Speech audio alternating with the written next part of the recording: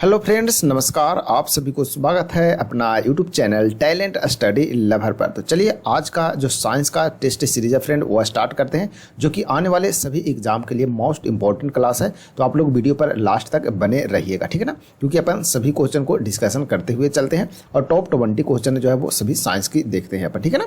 चलिए, और इस क्लास का आपको PDF भी मिल जाता है फ्रेंड। PDF के लिए आप लोग टेलीग्राम ज्वाइन कर लीजिएगा। टेलीग्राम का लिंक जो है आपको वीडियो के नीचे डिस्क्रिप्शन बॉक्स में मिल जाएंगे, वहाँ से आप लोग PDF को डाउनलोड कीजिएगा और डे बाय डे रिवीजन करते रहेगा आप लोग, ठीक है। तो चलिए शुरू करते हैं क्वेश्चन नंबर 1 से क्लास। क्वेश्चन नंबर 1 में देखिए फ्रेंड है कि भूपटल पर पाए जाने वाले प्रमुख तत्वों में एल्यूमिनियम डैश प्रतिशत हैं, ये बताना है। यानी कि कितने प्रतिशत भूपटल पर एल्यूमिनियम जो है वो पाया जाता है, ये आपको बताना है। तो इसका जो सही आंसर होगा फ्रेंड क्या हो जाएगा? सही जो आंसर होगा ये हो जाएगा आपका ऑप्शन नंबर बी हो जाएगा, यानी कि 7.3% जो लगभग है वो एल्यूमिनियम में पाया जाता है पृथ्वी पर, ठीक है ना। तो इस पॉइंट को आप लोग ध्यान में रखिएगा, ठीक है। उसी प्रकार से आप लोगों को ध्यान में रखना है कि सबसे ज़्यादा क्या पाया जाता है। तो सबसे ज़्यादा जो होता है वो ऑक्सीजन पाया जाता है। और कितना परसेंट होता है? तो ऑक्सीजन जो होता है 49.9%, यानी कि कितना होता है? लगभग 50%, तो लगभग हो गया, ठीक है ना। तो ऑक्सीजन, इसका ध्यान रखेगा, ये हो गया आपका ऑक्सीजन, ठीक है ना। ऑक्सीजन जो होता है लगभग कितना हो गया आपका 50% पाया जाता है किस पर? पृथ्वी पर, ठीक है ना। उसी प्रकार से 26.2% है, ये क्या पाया जाता है? तो ये जो रहता है ये आपका है सिलिकॉन, ठीक है ना। सिलिकॉन जो होता है फ्रेंड वो कितना पाया जाता है? तो 26.2% है। तो इसे भी आप लोग ध्यान में रखेगा। 4.1% क्या है? तो ये आपको लोहा पाया जाता है, ठीक है ना। लोहा यानी कि बोले तो Fe, ठीक है ना।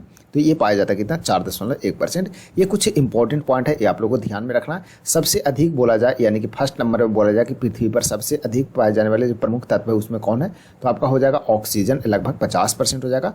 दूसरा नंबर में आपका हो जाएगा क्या? दूसरा नंबर में आपका 26.2% सिलिकॉन हो जाएगा सेकंड नंबर में, ठीक है ना। और तीसरा नंबर में आपका हो जाता है एल्यूमिनियम हो जाता है, ठीक है ना। तो इस प्रकार से आप इसे ध्यान में जरूर रखिएगा, ठीक है।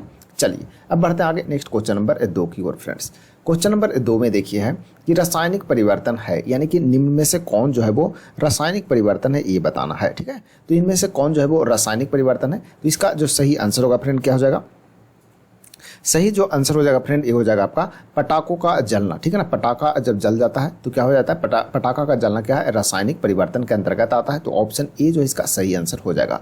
बाकी लोहे का चुंबकीकरण ये हो गया आपका भौतिक परिवर्तन है। कपूर का जलना ये भी भौतिक परिवर्तन है। और पानी का वाष्पन होना ये भी क्या है? भौतिक परिवर्तन है। यानी कि ये तीनों के तीनों जो क्या है ये भौतिक परिवर्तन के अंतर्गत आएगा। तो इसे भी ध्यान में रखेगा। कुछ और भी एग्जाम्पल है वो भी आपको पता होना चाहिए रासायनिक परिवर्तन का, ठीक है ना। तो और भी एग्जाम्पल है उसे भी आप लोग नोट कर लीजिएगा या फिर ध्यान में रखेगा। जैसे आपका होता है लोहे में जंग लगना, ठीक है ना। लोहे में जंग लगना ये भी क्या है? तो ये भी है रासायनिक परिवर्तन के अंतर्गत आता है। कुछ और भी पॉइंट है जैसे ईंधन का दहन, ठीक है ना। ईंधन का दहन यानी कि ईंधन का जलना, कहने का मतलब ये हो गया। उसी प्रकार से आगे याद रखेगा दूध से दही बनना, ठीक है ना। दूध से दही बनना, ठीक है। ये भी क्या आएगा? ये भी आएगा रासायनिक परिवर्तन के अंतर्गत आएगा। इसे भी ध्यान में आप लोग रख सकते हैं। उसी प्रकार से मोमबत्ती का जलना, ठीक है ना। मोमबत्ती का जलना ये भी रासायनिक परिवर्तन का ही एग्जाम्पल के अंतर्गत आएगा, ठीक है ना। अगरबत्ती का जलना, ठीक है ना। अगरबत्ती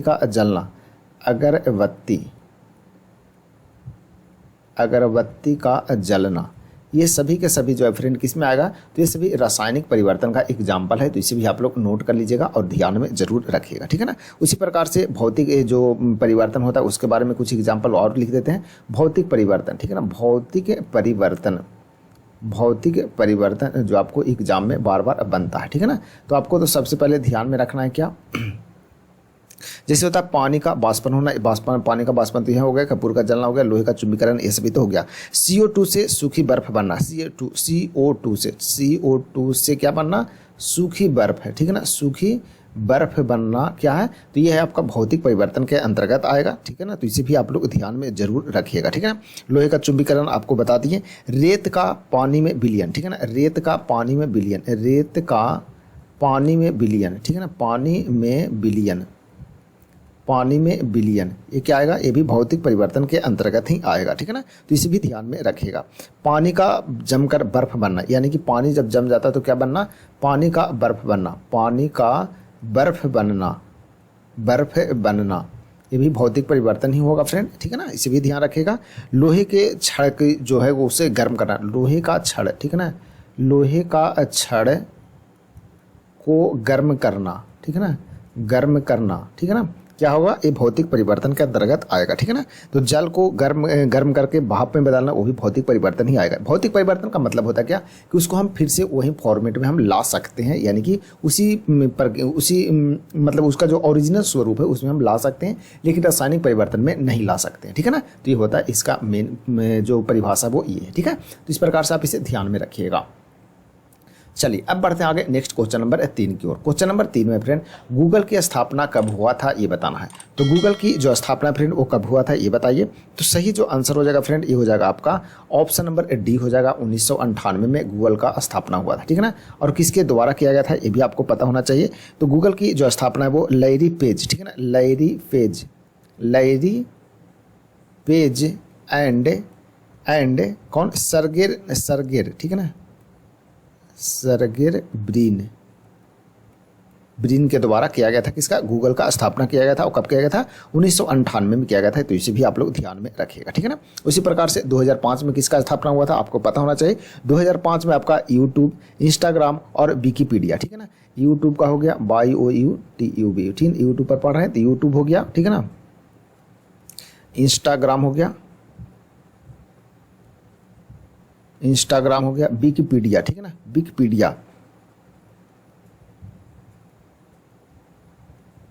विकीपीडिया, ये तीनों की स्थापना कब हुआ था। तो ये तीनों का स्थापना जो हुआ था फ्रेंड ये हुआ था 2005 में हुआ था। तो इसे भी आप लोग ध्यान में रखिएगा, ठीक है ना। उसी प्रकार से 2004 में किसका स्थापना हुआ था, फेसबुक का स्थापना कब हुआ था, 2004 में। और किसके द्वारा किया गया था, तो मार्क जुकरबर्ग, ठीक है ना, मार्क जुकरबर्ग के द्वारा, मार्क जुकरबर्ग के द्वारा। 2006 में किसका स्थापना हुआ, तो ट्विटर का जो स्थापना हुआ फ्रेंड ये कब हुआ था। ट्विटर की स्थापना जो हुआ था ये 2006 में हुआ था, ठीक है ना। ट्विटर का जो स्थापना हुआ था कब हुआ था, 2006 में हुआ था। तो इसे भी आप लोग ध्यान में जरूर रखिएगा, ठीक है ना। व्हाट्सएप की स्थापना कब हुआ था, व्हाट्सएप, ठीक है ना, WHAT, ठीक है ना, व्हाट्सएप की जो स्थापना हुआ था फ्रेंड ये कब हुआ था। तो ये भी आपको पता होना चाहिए। आप लोग कमेंट बॉक्स में एक बार जरूर बताइएगा इसको कमेंट करके। तब तक के लिए हम आपको टेलीग्राम की स्थापना बता देते हैं, ठीक है ना। टेलीग्राम, ठीक है ना, टेलीग्राम की स्थापना जो हुआ था फ्रेंड ये कब हुआ था। तो टेलीग्राम का स्थापना जो हुआ था ये 2013 में हुआ था। तो इसे भी आप लोग ध्यान में जरूर रखिएगा, ठीक है ना। व्हाट्सएप को आप लोग गूगल करके बताइएगा, कमेंट बॉक्स में जरूर बताइएगा, ठीक है। चलिए बाकी आपको टेलीग्राम पर इसका बता देंगे, ठीक है। चलिए नेक्स्ट क्वेश्चन नंबर 4 देखते हैं फ्रेंड। 4 नंबर क्वेश्चन में द्रव्य के ठोस में परिवर्तन की प्रक्रिया को कहा जाता है। तो द्रव्य के ठोस में जो परिवर्तन होता है उस प्रक्रिया को क्या कहा जाता है ये आपको बताना है, ठीक है ना। तो द्रव्य के ठोस में परिवर्तन की जो प्रक्रिया होता है उसको क्या बोलते हैं, उसे हिमीकरण बोलते हैं। क्या बोलते हैं, उसे हिमीकरण बोलते हैं। तो ऑप्शन डी जो है इसका सही आंसर हो जाएगा, हिमीकरण, ठीक है। इसे ध्यान में रखिएगा, ठीक है। चलिए संघनन किसको बोला जाता है, तो संघनन किसको बोलते हैं फ्रेंड। संघनन का मतलब होता है ठोस से जब द्रव्य में कोई चीज बदलता है, ठीक है ना। कोई जो है क्या होता है, ठोस से द्रव्य में, ठीक है ना, ठोस से द्रव्य में बदलना, ठीक है ना, बदलना क्या कहलाता है, संघनन कहलाता है, ठीक है ना। संघनन कहलाता, क्या कहलाता है, ठोस से द्रव्य में बदलना क्या कहलाता है, संघनन। या फिर गैस से द्रव्य में बदलना भी संघनन कहलाता है, ठीक है ना। तो इस पॉइंट को आप लोग ध्यान में रखिएगा। बाष्पीकरण क्या होता है, तो बाष्पीकरण का मतलब होता है क्या, बाष्पीकरण का मतलब होता है क्या, जो कोई द्रव्य रहता है वो गैस में बदलता है, ठीक है ना। द्रव्य जो होता है, द्रव्य क्या होता है, द्रव्य गैस में बदलता है, ठीक है ना। द्रव्य जो है क्या होता है, द्रव्य गैस में बदलता है, ठीक है ना, बदलता है। तो उसको क्या बोलेंगे, बाष्पीकरण बोलेंगे। संगलन किसको बोलते हैं, संगलन का मतलब होता है गैस जो है वो ठोस में बदलता है, ठीक है ना। गैस क्या होता है, गैस को ठोस में बदलना, गैस को ठोस में बदलना क्या बताता है, संगलन कहते हैं इसको, ठीक है ना। तो ये कुछ पॉइंट है, ये सभी आप लोग ध्यान में जरूर रखिएगा, ठीक है ना। चलिए तरल अवस्था से आपको बता दें कि तरल अवस्था यानी कि द्रव से गैस अवस्था में बदलता है उसको क्या बोलते हैं, बाष्पीकरण बोलते हैं, ठीक है ना। ये आपको बता दिए और उसके बाद फिर आपका संघनन बता दिया। संघनन सभी ऑप्शन आपका क्लियर हो चुका है, ठीक है ना। चलिए तो ये कुछ इंपॉर्टेंट पॉइंट है, ये सभी आप लोग ध्यान में रखिएगा फ्रेंड्स। आगे बढ़ते हैं क्वेश्चन नंबर 5 की ओर। क्वेश्चन नंबर 5 है, किस अंग के दोषपूर्ण कार्य करने से मधुमेह यानी कि जिसे इंग्लिश में डायबिटीज बोलते हैं यह रोग होता है, ये बताना है। तो कौन सी जो अंग है शरीर का वो दोषपूर्ण कार्य करता है यानी कि सही से काम नहीं करता है तो मधुमेह रोग हो जाता है, ये बताना है, ठीक है। चलिए, तो इसका जो सही आंसर होगा क्या हो जाएगा, सही आंसर हो जाएगा पैंक्रियाज यानी कि अग्नाशय, जो कि ऑप्शन डी जो है इसका सही आंसर हो जाएगा, ठीक है ना। तो मधुमेह यानी कि अग्नाशय जो होता है ना यही खराब हो जाता है, ठीक है ना। क्या हो जाता है, खराब हो जाता है यानी कि सही से काम नहीं करता है, इसी कारण क्या होता है मधुमेह जो रोग है यानी कि डायबिटीज जो रोग है वो होने लगता है। और इसमें क्या होता है, इंसुलिन हार्मोन का निर्माण जो है वो नहीं होता, ठीक है ना। तो किसकी कमी के कारण यह रोग होता है, यह जो रोग होता है किसकी कमी के कारण होता है, इंसुलिन, ठीक है ना, इंसुलिन की कमी, ठीक है ना, इंसुलिन की कमी के कारण यह जो रोग है वो होता है। तो इसे आप लोग ध्यान में रखिएगा, ठीक है ना। इसमें शर्करा की मात्रा जो क्या हो जाता है, बढ़ जाता है, ठीक है ना, तो इसे ध्यान रखिएगा। चलिए आगे बढ़ते हैं, क्वेश्चन नंबर 6 की ओर बढ़ते हैं फ्रेंड। क्वेश्चन नंबर 6 में देखिए है कि निम्न में से कौन, ठीक है ना, अम्ल वर्षा से सबसे ज्यादा प्रभावित होता है, ये बताना है। तो निम्न में कौन जो है वो अम्ल वर्षा से सबसे ज्यादा प्रभावित होता है, ठीक है। तो इसका जो सही आंसर होगा क्या होगा, सही आंसर हो जाएगा आपका मछली, जो कि ऑप्शन बी जो है इसका राइट आंसर हो जाएगा, ठीक है ना। तो अम्ल वर्षा जो कि सल्फ्यूरिक अम्ल की मात्रा, ठीक है ना, नाइट्रिक अम्ल के अपेक्षा क्या होता है, अधिक हो जाता है। इसमें सल्फ्यूरिक अम्ल की जो मात्रा होता है ना वो क्या हो जाता है, अधिक हो जाता है, जिससे वर्षा और ये वर्षा जब होता है तो अम्लीय वर्षा होता है तो तालाब में जो होता है मछली की संख्या क्या होता है, घट जाता है। क्यों, क्योंकि अम्ल वर्षा के प्रभाव के कारण जो तालाब में पानी रहता है फ्रेंड, तालाब में क्या रहता है, जो पानी रहता है उसका पीएच मान जो है वो क्या हो जाता है, घट जाता है। पीएच मान क्या होता है, घट जाता है। और पीएच मान यदि घट जाएगा, पीएच मान घट जाने के कारण क्या होता है कि ऑक्सीजन की कमी हो जाता है, ठीक है ना। और ऑक्सीजन की कमी होने के कारण जो मछली है उसको सांस लेने में क्या होता है, दिक्कत होता है। और जब दिक्कत होता है तो इसके जो अंडे रहते हैं और उसमें जो बच्चे रहते हैं वो क्या होता है, धीरे धीरे मरने लगते हैं, नहीं निकल पाते हैं तो मर जाते हैं, ठीक है ना। तो इस पॉइंट को आप लोग ध्यान में जरूर रखिएगा, ठीक है ना। तो अम्ल वर्षा जब होता है तो उसमें सबसे ज्यादा जो नुकसान होता है किसको होता है, मछली को होता है, ठीक है ना। पीएच के मान के बारे में आपको पता होगा, पीएच मान जो है स्केल है, ठीक है ना, पीएच मान का जो स्केल है वो किसके द्वारा दिया गया था, तो ये जो दिया गया था सारेंसन नामक व्यक्ति के द्वारा, किसके द्वारा, सारेंसन के द्वारा। पीएच के बारे में आपको पता है कि यदि कोई द्रव्य, ठीक है ना, या कोई विलयन जिसका पीएच, ठीक है ना, पीएच कितना, यदि 7 रहता है, कितना है, 7 के बराबर रहेगा तो क्या रहेगा, वो उदासीन होगा, ठीक है ना, क्या हो रहेगा, वो उदासीन होगा। 7 से यदि कम, ठीक है ना, 7 से क्या रहेगा, कम रहेगा। 7 से कम यदि पीएच मान रहता है तो क्या रहता है, वो अम्लीय होता है, क्या होता है, अम्लीय होता है। और 7 से यदि अधिक रहेगा, ठीक है ना, 7 से क्या रहेगा, अधिक रहेगा तो क्या रहेगा, वो क्षारीय रहेगा, ठीक है ना, क्षारीय रहेगा, ठीक है। तो इसे आप लोग ध्यान में रखिएगा। तो अम्लीय जो वर्षा होता है ना उसका पीएच मान जो है वो कितना रहता है, वो 7 से कम रहता है, अम्लीय होता है, ठीक है ना। तो इसे क्या बोलते हैं, इसी कारण जो है वो उसको नुकसान होता है, किसको, मछली को, ठीक है ना। तो इस पॉइंट को भी आप लोग ध्यान में रख सकते हैं। चलिए अब बढ़ते हैं आगे नेक्स्ट क्वेश्चन नंबर 7 की ओर फ्रेंड्स। क्वेश्चन नंबर 7 में है कि सबसे अधिक लोहा पाया जाता है, तो सबसे अधिक जो है वो लोहा पाया जाता है तो किसमें, ये बताना है। तो सही जो आंसर हो जाएगा क्या होगा, सही जो आंसर हो जाएगा बाई ऑप्शन हो जाएगा आपका ऑप्शन बी यानी कि हरी सब्जी में, ठीक है ना। हरी सब्जी जैसे कि आपका हो गया पालक हो गया, ठीक है ना, पालक हो गया, फिर आपका क्या बोलते हैं, पालक के बाद फिर आपका ये सेम हो गया, ठीक है ना, सेम बोलते हैं जिसको, सेम हो गया, राजमा हो गया, ठीक है ना। ये सभी में क्या होता है कि ये सभी में जो आपको लोहा की जो मात्रा होता है ना वो अधिक पाया जाता है, ठीक है ना। और मेथी का पत्ता, ठीक है ना, सबसे ज़्यादा तो मेथी का पत्ता में, ठीक है ना, मेथी का पत्ता जो होता है, ठीक है ना, मेथी का पत्ता में सबसे अधिक होता है। उसके बाद पालक, फिर सेम, फिर राजमा, इस प्रकार से इसमें पाया जाता है, ठीक है ना। तो सबसे अधिक जो है वो लोहा किसमें पाया जाता है, तो हरी सब्जी रहता है ना उसमें पाया जाता है। तो इस प्रकार से आप इसे ध्यान में रखिएगा, ठीक है ना। चलिए बढ़ते हैं आगे नेक्स्ट क्वेश्चन की ओर। आप नेक्स्ट क्वेश्चन नंबर 8 देखते हैं। क्वेश्चन नंबर 8 में है एक बल 0.5 kg के पिंड में, ठीक है ना, 10 मीटर प्रति सेकंड स्क्वायर का त्वरण उत्पन्न करता है, बल का मान होगा, यानी कि बल का जो मान है वो कितना होगा ये बताना है।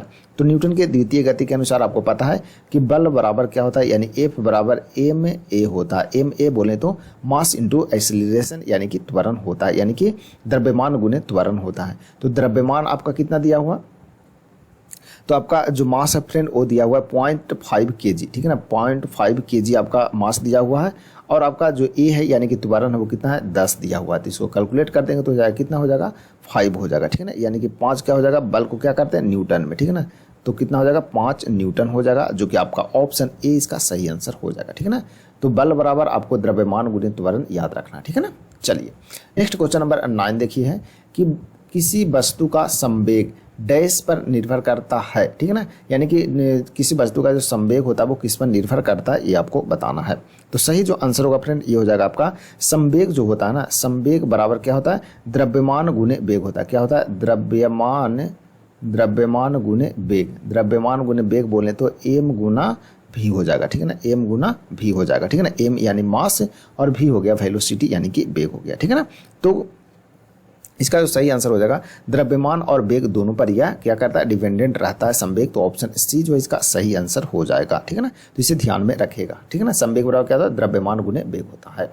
नेक्स्ट क्वेश्चन 10 देखते हैं कि पहले दर्शन में, ठीक है ना, पहले दर्शन में यानी कि पहली बार आप एक पेट्रोल इंजन को पहचानना है तो कैसे पहचानेंगे ये बताना, ठीक है ना। तो आप पहली बार कोई इंजन आपको दिखाया गया, ठीक है ना, आप उसको पहचानना कि पेट्रोल इंजन है कि डीजल इंजन है, तो आप कैसे उसको पहचानेंगे, ठीक है ना, ये बताना है। तो इसका जो सही आंसर होगा फ्रेंड क्या हो जाएगा, सही जो आंसर हो जाएगा ये हो जाएगा स्पार्क प्लग के द्वारा इसको पहचाना जाता है। तो ऑप्शन डी जो है इसका सही आंसर हो जाएगा, यानी कि पहले दर्शन में यदि कि आपको पहचानना होगा पेट्रोल इंजन है या डीजल इंजन है तो स्पार्क प्लग देखेंगे और उससे पहचान किया जाएगा, ठीक है ना।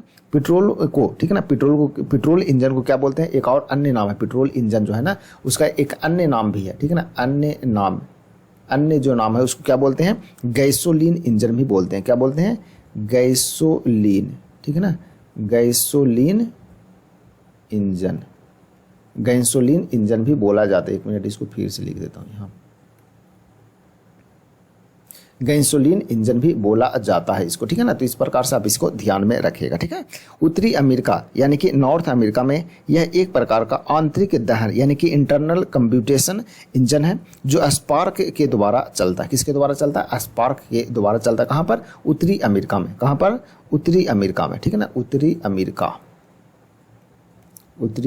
में, ठीक है ना। तो इस प्रकार से इसको आप पहचान सकते हैं। और पहले देखते होंगे कि आज से कुछ, अब तो स्पार्क प्लग नहीं आता, लेकिन आज से कुछ साल पहले जो बाइक भी आता था ना उसमें देखते होंगे एक प्लग लगा रहता था, ठीक है ना, स्पार्किंग प्लग जिसको बोलते थे।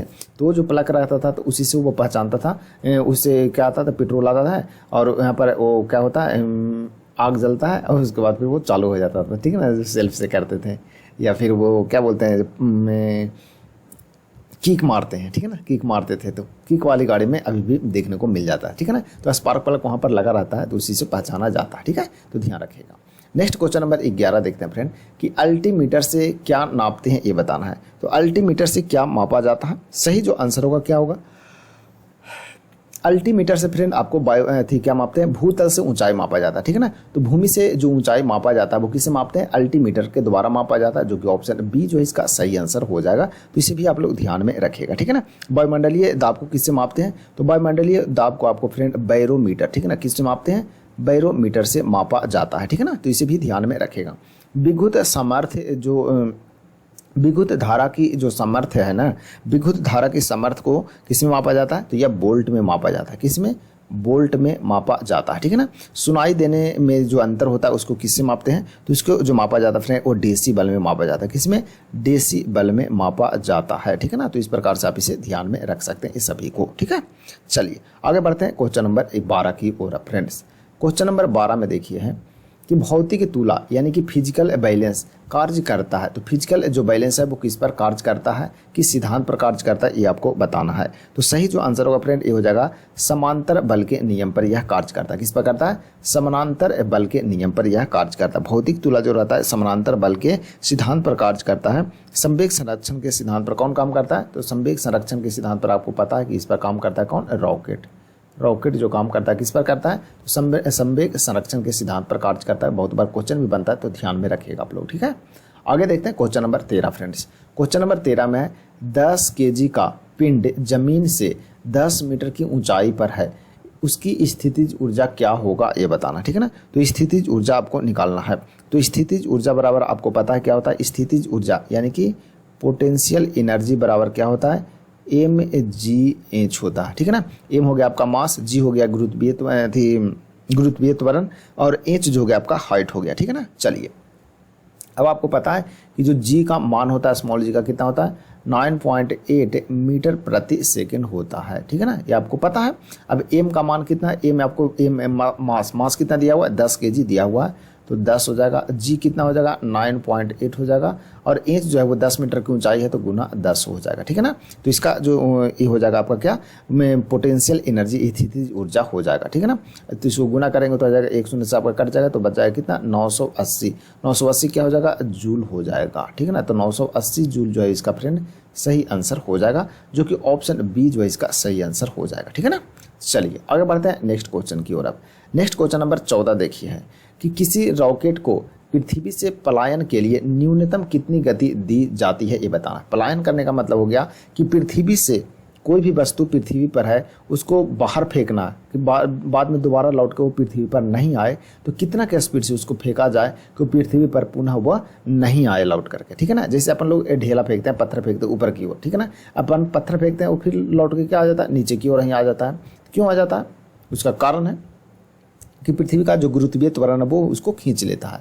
तो कितना क्या स्पीड से फेंकें कि वो वापस ही नहीं आए। तो पृथ्वी पर इससे कोई वस्तु को यदि आप फेंकना चाहते हैं कि पृथ्वी पर वापस नहीं आए पुनः वो, तो इसके लिए आपको 11.2 किलोमीटर प्रति सेकंड के स्पीड से आपको फेंकना पड़ेगा, ठीक है ना। तो ऑप्शन सी जो है इसका सही आंसर हो जाएगा। इतना किलोमीटर प्रति सेकंड के स्पीड से फेंकना पड़ेगा आपको, तो वह जो वस्तु है वो पृथ्वी पर पुनः वापस नहीं आएगा, ठीक है ना। तो रॉकेट वगैरह को जो छोड़ा जाता है ना वो पृथ्वी से वो इसी के स्पीड से छोड़ा जाता है, नहीं तो पृथ्वी उसको खींच लेगा, कम स्पीड रहेगा, तो ठीक है ना। तो इस पॉडकास्ट से आप इसे ध्यान में जरूर रखिएगा, ठीक है।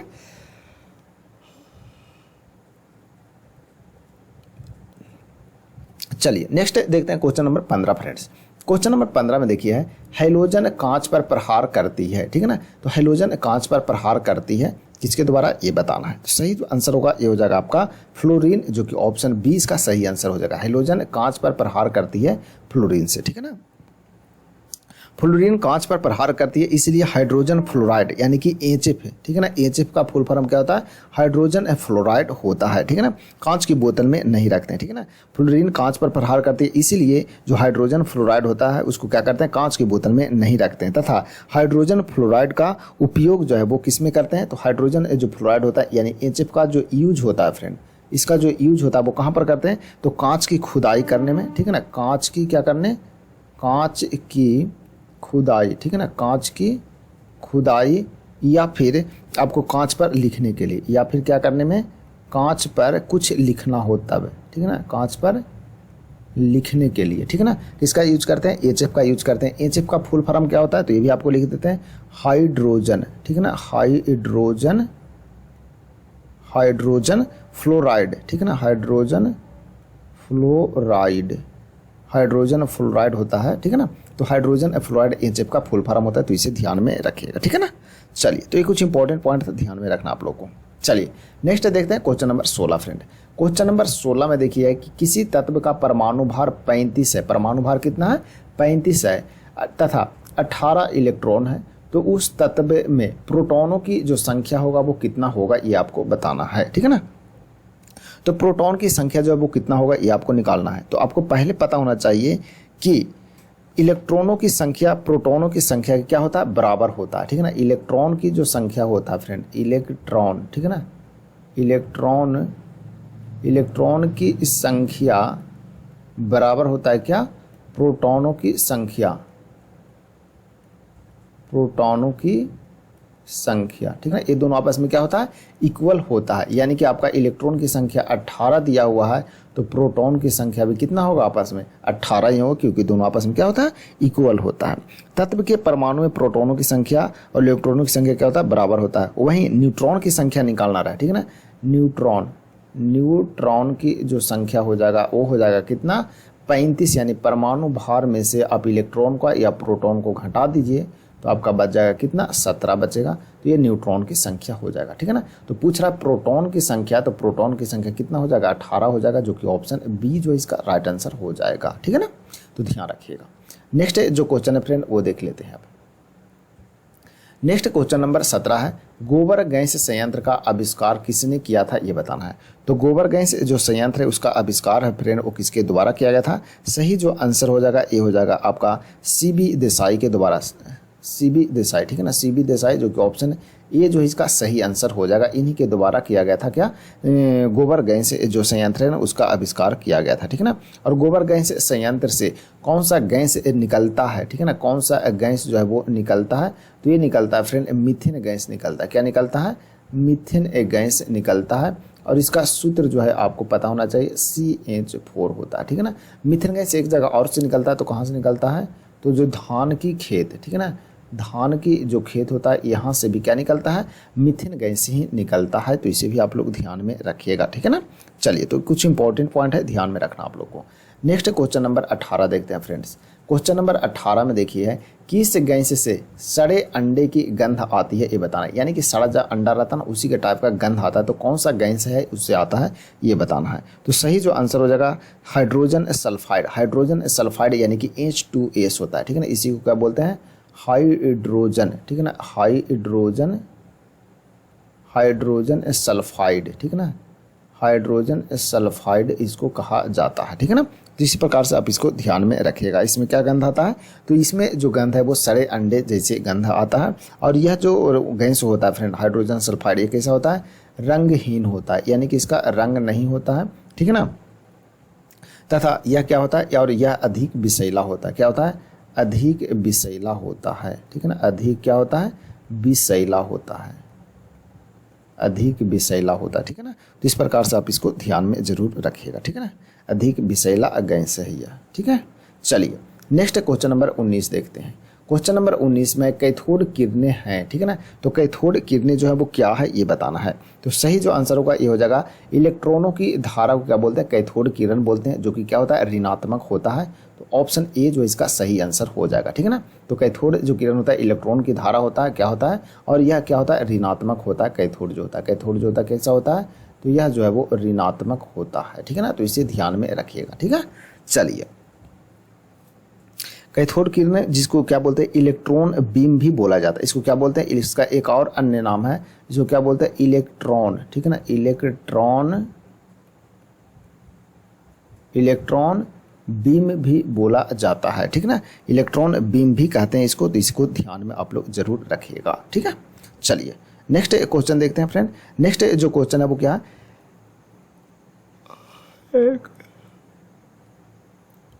क्वेश्चन है लास्ट 20 नंबर क्वेश्चन है, निम्नलिखित में से कौन सी आदर्श गैस यानी आइडियल गैस नहीं है, ये बताना, ठीक है ना।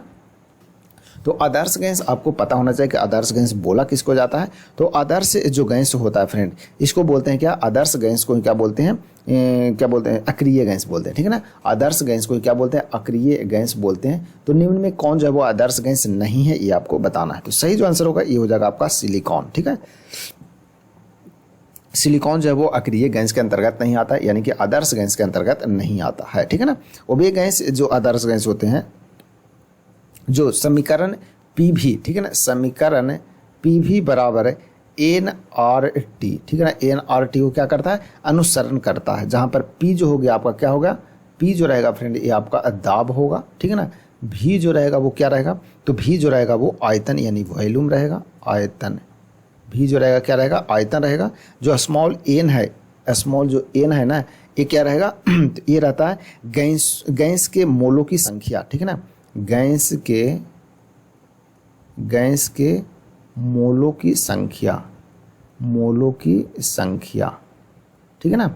यहाँ पर R जो रहता है वो क्या रहेगा, तो R जो रहता है फ्रेंड ये रहता है आदर्श गैस नियतांक, ठीक है ना, आदर्श गैस नियतांक, आदर्श गैस नियतांक, ठीक है ना, आदर्श गैस नियतांक रहेगा। और T जो रहेगा वो क्या रहेगा, तो T जो है वो टेम्परेचर यानी कि ताप रहता है, ठीक है ना। तो इस प्रकार से आप इसको ध्यान में रखेगा। यदि ये जो फार्मूला है वो कोई अनुसरण कर रहा है तो वह जो गैस रहेगा क्या रहेगा, आदर्श गैस। आदर्श गैस का मतलब है क्या, कि वह अक्रिय गैस है, ठीक है ना, अक्रिय गैस होगा, ठीक है ना। अब अक्रिय गैस जो है टोटल संख्या इसका कितना है, तो टोटल 6 होते हैं अक्रिय गैस। कौन कौन होते हैं ये भी आपको पता होना चाहिए। जैसे हमें आपका पहला तो हो गया आपका हीलियम He, ठीक है ना, हीलियम पहला हो गया आपका, हीलियम हो गया जो कि He हो गया, ठीक है ना। उसी प्रकार से दूसरा ध्यान रखिए क्या होता है, दूसरा हो गया आपका नियान, ठीक है ना, नियान। दूसरा आपका नियान हो गया, नियान को हो गया Ne संकेत हो गया। तीसरा क्या होता है, तीसरा हो गया आपका आर्गन, ठीक है ना, तीसरा हो गया फ्रेंड आपका आर्गन, आर्गन हो गया Ar, ठीक है ना। चौथा क्या हो गया, चौथा जो हो गया फ्रेंड वो हो गया आपका क्रिप्टॉन, क्रिप्टॉन, क्रिप्टॉन का क्या होता है, क्रिप्टॉन का Kr हो गया, ठीक है। उसी प्रकार से पांचवा क्या होगा, पांचवा हो गया आपका जिनान, पांचवा आपका हो गया जिनान, Xe होता है इसका संकेत, ठीक है ना। और छठवां जो होगा वो हो जाएगा आपका रेडान, रेडान, ठीक है ना। रेडान का संकेत क्या होता है, Rn होता है, ठीक है ना। तो इस प्रकार से आप इसको क्या रखिएगा, ध्यान में रखिएगा। चलिए इसको Kr को सही से कर देता हूँ, ठीक है। चलिए तो ये टोटल 6 जो होता है क्या होता है, अक्रिय गैस होता है, या फिर आप इसको बोल सकते हैं आदर्श गैस भी इसको बोल सकते हैं। जो रेडान होता है फ्रेंड ये वायुमंडल में सबसे भारी गैस होता है, ठीक है ना। क्या होता है, भारी गैस है, क्या भारी गैस, भारी गैस है। इसी कारण क्या होता है कि यह वायुमंडल में, ठीक है ना, वायुमंडल में नहीं पाया जाता है, ठीक है ना, नहीं पाया जाता है। कौन, रेडान, रेडान इसलिए नहीं पाया जाता क्योंकि भारी है, तो भारी है तो कैसे रह पाएगा, नहीं रह पाएगा, तो इसलिए नहीं पाया जाता, ठीक है ना। तो ये कुछ इंपॉर्टेंट पॉइंट है, ये सभी को आप लोग ध्यान में जरूर रखिएगा, ठीक है ना। खास करके अक्रिय गैस कौन कौन है, क्वेश्चन इस प्रकार के बहुत बार बनता है छांटने के लिए, ठीक है ना। तो इस प्रकार से नाम बसाते रहता है तो आप इसको आसानी से छांट सकते हैं, ठीक है ना, तो ध्यान रखिएगा। चलिए तो आज की क्लास जो है फ्रेंड वो यहीं तक रहेगा। बताइएगा कि आप लोगों को कैसा लगा वीडियो। यदि वीडियो अच्छा लगे तो लाइक और शेयर आप लोग जरूर कीजिएगा, जितना ज़्यादा हो, और दोस्तों में अपने शेयर भी जरूर कीजिएगा आप लोग, ठीक है ना। चलिए तो आज की क्लास यहीं समाप्त करते हैं फ्रेंड, कल फिर से मिलेंगे नए क्लास में। तब तक के लिए आप सभी को धन्यवाद, जय हिंद।